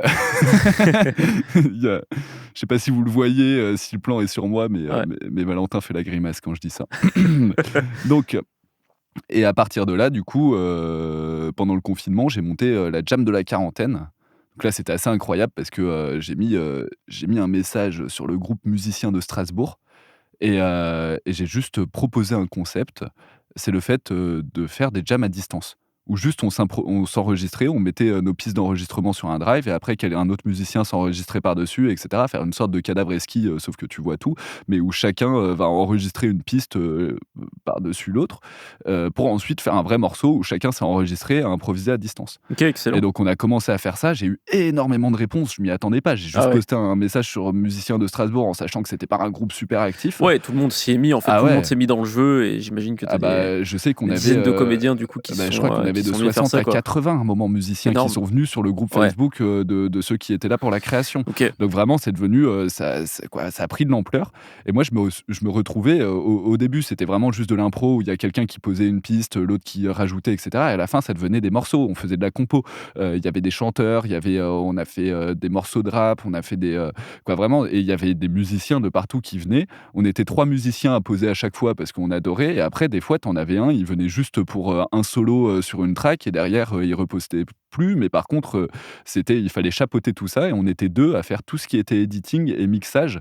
En sachant que pour le mixage, il faut vraiment voir qu'on avait, par exemple, on avait un trompettiste qui s'enregistrait, qui s'enregistrait avec un micro d'ordinateur et il y avait moi qui allais m'enregistrer avec un électrostatique. Donc tu vois, tu avais vraiment il fallait unifier tout ça, des micros totalement différents, etc. Et Ouais, donc ça faisait pas mal de boulot et ça t'a vraiment occupé pendant ça la m'a quarantaine. carrément occupé. Et après, ça a été quoi la suite? Parce que le confinement, il s'est quand même terminé. Ouais. C'est quoi qui t'a permis de te relancer un peu dans le boulot, de retrouver des contrats, d'essayer d'en vivre, quoi? Au début, moi, je pensais que ça allait juste redevenir comme avant, parce qu'en plus, avec la jam de la quarantaine, il y avait Poca qui avait parlé de mon... notoriété, ouais. Surtout, il y avait Poca qui est qui est un journal assez connu sur Strasbourg qui avait parlé de moi, et en plus, il avait parlé de mon activité de compositeur dessus. Donc, c'est vrai que je pensais que ça allait me permettre de commencer à... De retrouver un peu de job, quoi. Et en fait, pas du tout. Vraiment pas du tout. C'était la galère. Et donc, j'ai fait de la musique de rue. Excellent. Il se trouve que j'en faisais déjà beaucoup avec un groupe avant. Et là, je me suis créé un set solo pour que ça soit vraiment rentable. Je suis arrivé sur Grenoble. J'avais pas encore vécu à Grenoble. Avant, j'habitais sur le Vercors quand j'étais ado, mais jamais vraiment à Grenoble. Je suis allé vivre à Grenoble et je faisais la tournée de tous les bars avec un set, avec un piano. Tu sais, t'avais un looper sur le piano, donc je pouvais faire des boucles et après, je posais ma flûte traversière par-dessus. Et je passais de terrasse en terrasse j'avais un accord avec les restaurateurs, donc je pouvais passer de terrasse en terrasse, je faisais 2-3 morceaux, je passais le chapeau. Et en fait, cette méthode-là, ça permettait de gagner quand même vraiment beaucoup, mine de rien, surtout en août. Mais bon, c'était pas du tout stable et j'allais devenir alcoolique à force de me faire payer des coups. Mais par contre, c'est vrai que ça gagnait beaucoup, mais c'était totalement épuisant. C'était vraiment... Ouais, c'est une vie particulière où au final, t'es un peu un oiseau de nuit et puis il doit y avoir beaucoup de gens qui t'offrent à boire. Et, totalement. Je faisais pas que de nuit, je faisais les apéros du midi, après je ressortais le soir et des fois, juste j'allais boire un coup avec des potes, mais avant, je faisais la tournée des bars dans ma rue. J'habitais au centre, tu sais, vers le Torboyau, etc., vers Notre-Dame. Ouais, je vois. Et donc, j'avais juste à descendre. C'est un boulot d'alcoolique, ça. Si tu fais pas gaffe et que tu te mets pas des limites, tu finis vite à boire toute la journée, quoi, du coup. Si t'es à l'apéro, j'étais loin d'être alcoolique. Mais par contre, c'est vrai que si tu fais ça tout le temps, honnêtement, à force de te faire payer des coups, parce que ça fait partie un peu du boulot, tu vois. T'es là, on te donne un petit billet, on te dit, viens boire un coup avec nous, et on te parle, et ça fait un peu partie du boulot. Mais au-delà de l'alcool, même si t'arrives à raisonner l'alcool, c'est un rythme où c'est vraiment pas tenable, parce que t'es toujours en train de faire le show, tu vois, et tu dois passer de bar en bar. Et en plus, c'était juste après le Covid, pouvait y avoir des attroupements, et j'avais eu un petit peu des petits soucis avec la police. Ouais, c'est ça qui clairement n'était pas vraiment content que je fasse ça. Pas fan de ça, même si t'avais les accords des bars, si je me rappelle bien. Mais le souci, c'était pas ça. Le souci, c'est que du coup, dans les bars, c'était quelque chose, mais là, il n'y avait pas le droit aux attroupements et ça pouvait créer des attroupements dans la rue, même si t'es sur les bars. Et alors pourtant, j'étais nul, mais à Grenoble, il y en a tellement pas beaucoup qui faisaient ça que ça marchait bien. J'étais nul, c'était pas fou, j'étais musicien, mais non, mais je me trouve nul. Je créais des sets le matin même, je créais un set pour renouveler par rapport à la veille s'il y avait des je veux dire, c'était pas un truc incroyable, je faisais le plus simple, simple possible. Tu sûrement mieux que le mec avec sa guitare dans le métro parisien qui sait pas chanter. Ça dépend, mais il y en a qui sont chauds quand même. Il faut des autorisations à Paris pour avoir, donc il y en a aussi la plupart. Il y en a beaucoup qui en ont pas, quoi. Oui, c'est ça, mais par contre, maintenant pour jouer dans le métro, etc., faut passer un casting, passer des autorisations. Ouais, vraiment, c'est pour avoir la crête pour jouer dans le métro, faut être bon. C'est assez fou. Ah ouais. Et après, ça a été quoi un peu la suite? Parce que, comme tu dis, ça a pas duré longtemps parce que c'est un métier compliqué, en tout cas pour ceux qui le font. Qu'est-ce qui s'est passé après Du coup, après, il y avait la boîte déjà de prod de mon frère qui se lançait aussi. Donc où c'était la vidéo, donc le déjà exactement, on l'embrasse. On l'embrasse très fort. Qui lui est chef op. Et donc déjà, on a pu commencer, j'ai pu avoir des perspectives en me disant, déjà je vais pouvoir bosser un peu avec eux, etc., sur certains projets. Excellent. Et du coup, en parallèle, il fallait que je vive. Et donc j'ai pris un boulot alimentaire. J'ai été vendeur à la Fnac, tout d'abord. Et donc là, ça me prenait un temps fou. Donc rien à voir en plus. J'étais vendeur au rayon son. Et à part ça, je vendais des écouteurs. On écoutait de la musique sur les écouteurs, mais à part ça, il n'y avait pas grand-chose. C'est ça, l'idée, c'était de pouvoir financer le projet. Donc là, je me faisais des semaines, mais vraiment, vraiment énormes, quoi. De ouf, ouais. C'était parce que déjà, je faisais pas 35 heures par semaine à la Fnac, vu que j'étais J'ai pas beaucoup de honte à leur cracher dessus, mais en gros, leur credo, c'était, à la place de t'embaucher en CDI, c'était de te faire pendant 6 mois des contrats d'1 semaine d'intérimaire pour pouvoir se débarrasser de toi quand ils veulent et te mettre de la pression pour vendre des assus et pour accepter toutes les heures sup. Donc là, si tu veux avoir ton, contrat qui est signé la semaine d'après, on te fait comprendre que tu as pas vraiment le choix, qu'il faut accepter les heures sup. Donc en plus, j'étais loin de faire 35 heures, tu vois? Ah ouais. Et donc les 2 boulots, ouais, c'était compliqué. Et au bout d'un moment, je suis parti de la Fnac parce que, clairement, c'était pas un boulot qui était en accord avec mes valeurs, sur plein de choses, notamment sur tout ce qui est mécanique d'assurance, quoi, voilà. Il y a quand même beaucoup de choses qui, pour moi, sont pas, normales dans la façon dont ils vendent, leurs services et la pression qu'ils mettent sur les vendeurs pour, vendre ces services-là. D'accord. Et du coup, je suis parti et quoi, ils ont pas renouvelé un de mes contrats et quand ils m'ont rappelé, j'ai refusé. C'était plutôt ça.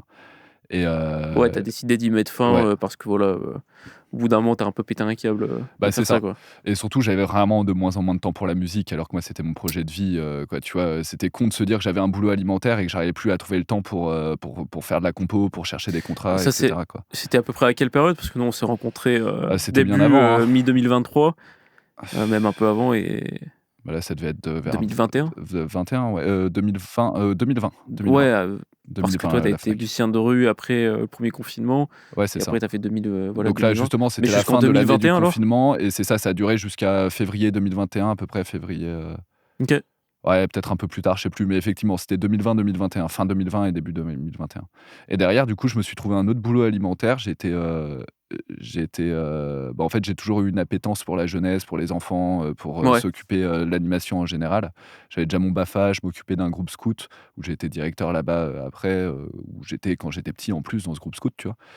Et du coup, là, j'ai trouvé un boulot d'animation périscolaire, d'animateur périscolaire. Donc c'était bien, mais par contre, c'est vrai que c'était très mal payé, mais ça m'a laissé beaucoup de temps pour la musique, pour relancer le projet. Donc là, j'ai commencé à avoir mes premiers clients depuis le covid. Voilà, donc j'ai commencé à bosser vraiment, quoi. Et ensuite, j'ai continué les boulots alimentaires et je me suis mis au bout d'un moment à plein temps, sur le projet, quoi, en fait, après qu'on se rencontre. Ouais, un peu Quand on juste s'est après, ouais. rencontrés, moi, je travaillais encore à côté en tant qu'assistant d'éducation, dans un lycée. OK, Voilà. Et donc, en gros, c'est ça, ouais, c'est ça le parcours. super. Ouais, Et donc après, voilà, on s'est rencontrés et puis on ouais. a déjà raconté un peu le reste de l'histoire. Oui, bah, c'est ça. Et nous, pour finir maintenant, parce que, c'est vrai que tout à l'heure, on n'a pas fini, mais, nous, l'idée dans le studio, ce qu'on propose maintenant, c'est vraiment d'avoir tous les aspects, de post-prod, audio, en Exactement. fin de compte. C'est vrai qu'il y en a beaucoup qui font. Ouais, Il y en a pas beaucoup qui le font, il y en a peut-être quelques-uns, mais c'est vrai que nous, on propose vraiment de A à Z la post-prod audio, que ça soit au niveau de la musique, du sound ouais, design, du montage des directs et du mixage jusqu'au mixage 5 points, 7 points. Atmos peut-être un jour, ouais, bah, heu, ça va arriver bientôt, je vraiment pense, pour prendre, en compte, toute la partie je suis post-prod, optimiste. d'un projet. Donc Ouais. et ça, c'est cool. Et donc c'est pour ça qu'on a commencé à vraiment travailler ensemble. C'était, au début, on a commencé à se dire: «Bon, bah, on va faire, quelques contrats ensemble, on va essayer de placer l'un l'autre». Maintenant, c'est vrai qu'on fait tout notre démarchage ensemble, hein, quoi. Je pense oui, bah, Exactement, oui, ouais. qu'il y a totalement, notre démarchage ensemble. C'est vrai que c'est une grosse On partie a du nos boulot, hein. projets ensemble, quoi. Tout simplement parce que l'idée, c'est quoi, on se rend compte vraiment qu'on se démarque là-dessus et je pense que ça a été la bonne idée de se démarquer sur le fait d'avoir tout en un dans un studio, d'avoir tous les aspects et on le voit Ouais. en festival, en fin de compte. Quand Oui, et puis quand on parle au réal, de toute façon, voilà, mmh, quand on en parle en festival ou à qui que ouais. ce soit d'autre, et puis de toute manière, il y a personne qui vient en festival à part nous, hein, donc Ouais, c'est on a le clair. champ Bah, libre, hein, et je sais pas ce que vous attendez, hein, mais les mecs, bah, s'il y en a, venez mettre un peu de concurrence, vous plaignez de pas avoir de projet ou vous arrêtez de bosser, mais en fait, commencez déjà par venir en festival, hein, peut-être que ça vous aidera un petit peu. En ouais, tout bah, c'est cas, vrai je lance, que, des pics à certains, mais les gars, bougez-vous aussi. bah, après nous, au début, on n'y allait pas du tout non plus, hein. Oui, voilà, on y allait. On a mis du temps à se bouger le cul, C'est pas faux, faut pas être, mais voilà, à un moment, faut se bouger, quoi. ouais, bah, en fait, c'est vrai que les festivals, nous, on peut vraiment conseiller parce que, les festivals de cinéma, tu as tous les réals qui sont là-bas, tu peux prendre des rendez-vous en avance et nous, on a vraiment vu qu'on rencontre, tellement de En gens. tout cas, ça me fait penser à Ouais. ça, mais à part Laurent de chez Blankton, on croise personne d'autre à part lui en festival, Non, quoi. moi, ça m'arrive de croiser des compositeurs, Ah ouais? en vrai. Ouais, ouais, clairement, après, c'est vraiment à la marge, quoi. Moi, je sais Il qu'il doit pas en avoir beaucoup, à mon non, il avis. y en a pas énormément, mais même Annecy, tu sais, on en avait croisé un. Ouais, Il y en ouais, a, c'est hein, vrai, c'est vrai, il y en a. franchement, Mais il y en a pas beaucoup, quoi. il y en a pas Il y en a vraiment beaucoup. pas Après, beaucoup. après, je sais pas, c'est vrai que la plupart des compositeurs que je connais, en fin de compte, ils me disent qu'ils font des festivals, et cetera. Je pense que c'est un peu la base, quand Ouais. tu fais ce métier-là. Par contre, Ah, peut-être plus ce de qu'on mon n'a côté, jamais alors il y en a croisé, c'est peut-être des moins. gens qui proposaient les 2 dans un studio, dans une solution complète pour les films, où tu as juste une Ouais, personne, voilà, où tu peux avoir juste un interlocuteur, pour faire tout le son, exact. c'est plus là-dessus où on se démarque. Mais effectivement, il y en a pas énormément non plus, ça dépend des festivals, je pense. OK. À Clermont, il y en a un peu plus, Bah, on va voir ça cette ouais, année si on en croise beaucoup. Clermont dans 2 semaines, ouais, bah, c'est clair. ouais, ça va être sympa. Ouais. Bon, les amis, on arrive à la fin de ce podcast. On a préparé quelques petites questions, à voir si on les modifie pour les suivants. Mais voilà, je pense que ça dépendra un peu de l'invité. On verra bien. Première question, Rudy, quel est ton plugin préféré? Tu sais que j'ai même pas réfléchi, on a Eh décidé de bah la voilà, question tout à l'heure. tu vas pouvoir nous dire ça en direct. Bah, moi, je pense que c'est, bon, je vais tricher un peu, c'est pas un plugin parce que c'est pas utilisable séparément, c'est un ensemble de plugins, c'est tout ce qui est, BBC Symphony Orchestra. Ouais, j'étais sûr que tu allais dire Ouais, ça, mais au final, en c'est un musical, plugin, vraiment, c'est quoi. ça. C'est un Bah, c'est un logiciel ensemble de plugins du instrumental, coup, quoi. mais c'est ça, c'est une énorme C'est un... banque orchestrale Ouais, voilà. où c'est pour moi le plus réaliste en termes d'orchestre et où tu peux vraiment composer toutes tes tracks comme si tu maniais un instrument, tu vois? Tu as beaucoup, beaucoup de liberté dans l'intensité, Hmm. quoi, voilà, du coup, ça, je le conseille vraiment si vous cherchez de l'orchestral. Le problème, c'est que la plupart des plugins orchestraux, ils sont là que pour les pics et dès que tu veux faire un peu de subtilité, c'est beaucoup plus compliqué, genre chez Native Instruments, ce que j'avais avant. Ouais. Là, c'est vrai que l'ensemble, il coûte dans les 1 000 €, donc bah, c'est pas donné, hein, mais bon, les plugins, c'est pas donné et ça marche super bien. Et toi, du Parfait. coup, Valou, ton plugin préféré? Moi, c'est pas la première fois que j'en parle, hein, souvent dans mes posts LinkedIn. Je pense qu'il y en a plusieurs, mais si je dois en choisir qu'un, c'est le Lo-Fi de Pro Tools, qui est, voilà, je t'en ai déjà parlé Ouais, aussi, ouais, bah, bien sûr. qui est une sorte de clipper, saturation qui est stock, en tout cas quand on a Pro Tools, et qui me sert absolument dans quasiment tous mes projets, que ce soit sur de la voix, du sound design, Bah, même de la musique, ah, et de la musique c'est aussi, celui ouais, qu'on ouais, met ouais, à bien chaque sûr, ouais. fois, là, pour Sur les plein de trucs, subs, ouais. des contrebasses, ce genre Ouais, de aussi, choses, ouais. même dans l'orchestral, Ça ça marche très apporte bien. un grain assez Ouais, léger si on l'utilise avec parcimonie, ouais, qui est vraiment intéressant et qui colore d'une manière assez neutre le son. C'est pas super coloré, mais c'est justement ce qui est intéressant avec, je trouve, en mixage, quand on veut pas en mettre des tonnes, en tout cas pour la post-prod, où on ouais. recherche pas forcément quelque chose de super typé, coloré. Et pour la musique, bah, c'est intéressant aussi. Après, ça dépend un peu. C'est vrai que pour la musique, souvent, j'utilise d'autres plugins, des fois de saturation qui sont un peu plus colorés, mais il reste intéressant dans certains cas, quoi. OK.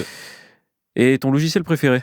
Bah, en termes de MAO, je pense que c'est Logic, ouais. Logic? Bon, ouais, Pro En Tools. fait, j'aurais presque envie de dire, je dis ça, mais j'aurais presque envie de dire Audacity.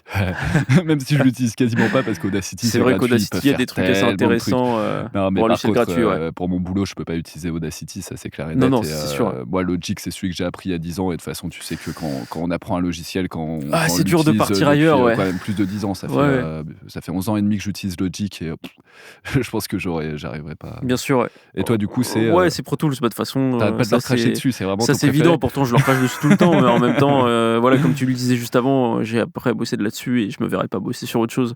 Donc malheureusement, voilà, Bah, c'est Pro c'est Tools. plus le modèle économique qui est critiquable, plus que le logiciel, en fin de Ouais, compte. ouais, et puis certains autres aspects au niveau des mises à jour, et puis le fait que ça plante très facilement, comme dans ce Ouais. podcast, voilà, où ça a pu s'en planter plusieurs fois. Si vous voyez des coupes ou des phrases bizarres, c'est sans doute parce qu'on a dû reprendre Oh, plusieurs ouais, ouais, fois ouais, ouais. Donc le ça, podcast. c'est une des choses qu'on va améliorer pour vous la prochaine fois, c'est qu'on va faire ça sur Reaper, parce que je pense que c'est beaucoup plus stable que notre ami Ouais, Pity, notre ami c'est Pro Tools. possible.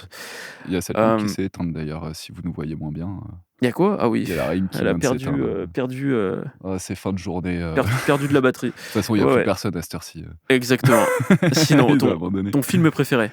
Mon film préféré, je pense que c'est. Je connais même plus le nom du réalisateur, c'est la honte un peu, non? On s'en fout, c'est quoi? Ok, c'est La vie est belle, je pense. La vie est belle. J'arrive plus à trouver le nom Je sais même du pas si j'ai vu le réalisateur. film. C'est un film italien qui est incroyable, qui est C'est juste pas la qui te fait Dolce passer. Vita, tu veux dire, plutôt?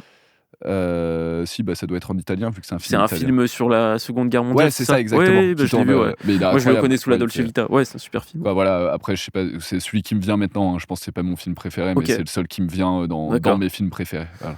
Et toi, du coup, c'est quoi? Bah, moi, c'est dur de choisir. Je pense que ça dépend des périodes, mais là, je te dirais un film que j'ai vu beaucoup de fois.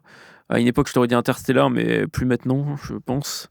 Là, maintenant, je te dirais The Strangers, qui est un film coréen, film Ouais, d'horreur coréen, ah bah tu qui m'en as parle, parlé. ouais, ouais, ouais, et qui est assez complexe, en tout cas que je vous recommande de voir plusieurs fois au moins. Ouais. Voilà. J'ai le droit de changer, moi, ou c'est acté là dans la. Qu'est-ce qui est acté? Mon film préféré. Non, Parce tu peux que dire autre chose. je Ouais, me t'as suis. retrouvé autre Ouais, chose là? Babylone. Babylone? Ah ouais, ouais, Babylone. carrément. Moi, Ah ouais. je l'ai trouvé. J'étais un peu déçu. Ouais, mais la plupart des gens ont été déçus. Moi, je trouve que c'est incroyable. Ouais. Damien Chazelle, en général, le cinéma de Damien Chazelle, je trouve ça fou, que ça soit Whiplash, que ça soit La La Land, que ça soit Ah oui, par même contre, The moi, First Man. je Et kiffe Babylone, Whiplash et La La Land, et d'ailleurs, j'ai pas vu The First Man, qu'il faut que je Ah, regarde. il est fou. Et Babylone, moi, il m'a transcendé. Et Ouais. justement, je parle de ça juste parce que ça, c'est un truc qui est incroyable en termes de duo compositeur-réalisateur. Il faut savoir que Damien Chazelle ne bosse qu'avec Justin Hurwitz, je vais y arriver, En son termes de compositeur, C'est ouais. ça, exactement. Il fait vraiment la BO de tous ses films. Et du coup, on sent, et dans Babylone, justement, tu sens vraiment que la musique fait partie tout est bien dans la musique. Il y a pas une. Quoi, c'est juste. C'est vraiment, elle est mise avec justesse, tu vois. Ouais. Il y a les bonnes places au silence, il y a toujours un sens, il y a toujours une signification. Je pense que ça aide aussi beaucoup, du coup, quand t'es compositeur, à adorer ce genre de film. Super. Et toi, Artiste d'ailleurs, la préféré? musique, juste Ouais. pour ça, parce que je l'ai pas vu, Stranger, c'est The Stranger, c'est ça? Ouais. La musique, tu peux nous en dire 2 mots? Parce que tu me parlais de la musique des films d'horreur, on en a souvent Elle parlé. est pas, la musique est pas mémorable pour le coup. Ouais. Je te dirais, ouais. Elle me vient pas forcément en tête là. Je t'avoue que je me suis Et le jamais sound trop. design, par contre. Ouais, il y a un bon sound design. Après, ouais. Après, il y a des musiques qui sont intéressantes dans le film. Maintenant qu'on en parle, c'est le côté chamanique. Ok. Parce que c'est vrai que, en tout cas, le cinéma asiatique, il y a beaucoup ce côté lié à la. Je sais pas si on peut parler de spiritualité. C'est peut-être plus.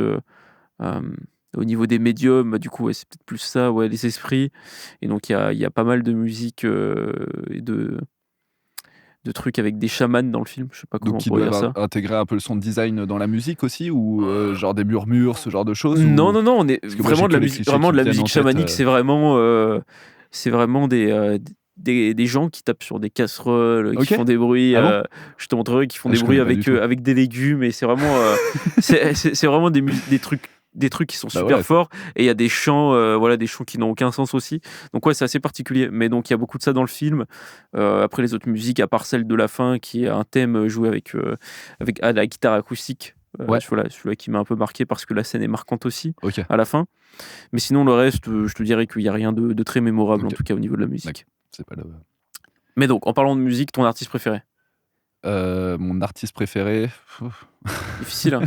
C'est super dur, mais surtout j'ai oublié les questions, donc j'y ai pas réfléchi. Ouais. Bah tiens, je vais te la poser, comme ça me laisse le temps Moi, de... c'est simple, hein, j'en ai déjà parlé plusieurs fois. Ouais. Michael Jackson, t'es- ça reste d'ailleurs sur mon Wrapped 2024 de Spotify. C'est encore lui qui est ressorti number one, en tout cas de mon classement des artistes Ouais. que j'ai le plus écouté en 2024. Ah bah très bien, moi je vais prendre ça pour savoir mon artiste préféré, mon number one sur Spotify. C'est qui, toi? Bah, moi c'est Ramin Djawadi, du coup. Ok. Après, je pense pas que c'est mon artiste préféré, parce que juste il me vient pas en tête et c'est dur de dire Ouais, mais artiste après, t'en préféré, parles tu vois. souvent de lui aussi. Donc, Mais Ramin je pense que- Djawadi, ouais, pour moi donc c'est le compositeur pour ceux qui connaissent pas, parce que les noms des compositeurs on connaît pas forcément, c'est un peu un métier de l'ombre. Ouais. Mais vous connaissez tous son travail, parce que c'est lui qui a fait toute la BO de Game of Thrones et House Ok. of the Dragon. Oui, bah du coup, je Voilà. replaçais plus qui c'était, mais maintenant. Ouais. Et c'est autant, moi, le thème de Game of Thrones, il est sympa, mais quoi, voilà, ça reste une musique de générique. Autant il y a certaines scènes, notamment à partir de la saison 6, où il prend tellement à contre-pied l'image avec la musique, il arrive à mettre du piano violoncelle doux sur une scène épique. Pour moi, Ouais. tu peux pas faire mieux que ce gars-là en termes de compositeur de musique de film. Ok. Je trouve vraiment qu'il est incroyable.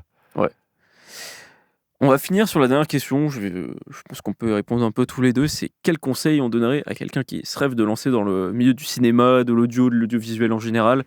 Moi, ce que je dirais, c'est oser, avoir un peu de culot et voilà, de tenter Ouais. des choses, surtout de pas trop réfléchir. Un peu comme ce podcast, c'est un peu bancal ce qu'on a fait aujourd'hui, mais Ouais, bah carrément. Mais au moins, on le c'est fait. le premier épisode. Au moins, on le fait et je Ouais. pense que ça reste quand même d'assez bonne qualité pour un premier épisode. Donc, Ouais. Mais moi, au-delà d'oser, c'est même se sentir légitime, mais ça va avec. ouais. En fait, c'est vraiment ça. Vous êtes légitime. On est légitime pour tout, et de toute façon, il faut, si on commence à se mettre des propres barrières, nous, il y a ce podcast, mais il y a aussi les gens qu'on contacte. Quand on envoie des messages à des gens, on se dit ils vont jamais répondre. Bah, on est bien content quand ils répondent et qu'on peut prendre un café avec eux, alors que de base, pour eux, on est deux inconnus. Et c'est toujours. Ouais, je suis d'accord que sans culot, on peut pas faire ce métier, quoi. on peut absolument rien faire, quoi. Ouais. Hein, c'est ça. Voilà. On vient de répondre à la dernière question. Eh ben, c'était Tic Tac Boum Boom. là. J'espère que cet Là. épisode vous a plu. Et puis on se retrouve en février, le mois prochain, avec un invité cette fois-ci. On s'est dit que c'était bien de commencer tous les deux, voilà, pour poser un peu les bases, vous expliquer qui on est, parce que peut-être que vous ne nous connaissiez pas avant ce podcast. Et Si faire vous ne nos suivez tests pas aussi. sur, hein. Ouais, faire nos tests aussi. Ouais. Ça a pris beaucoup de temps de mettre en place ce setup. Mm. Vous ne voyez pas l'envers du décor, mais c'est catastrophique. Ouais, non, c'est clair. On fera mieux le En prochain tout cas, coup en on fera termes mieux la d'image prochaine aussi. fois en termes d'image. Ouais. Ça se voit qu'on n'est pas dans la vidéo, en tout cas, Non, ça c'est bah, certain. c'est clair. Voilà les gars et les meufs, j'espère que vous avez kiffé et on se dit à la prochaine. Et ben, bonne journée. Bonne journée. Au revoir.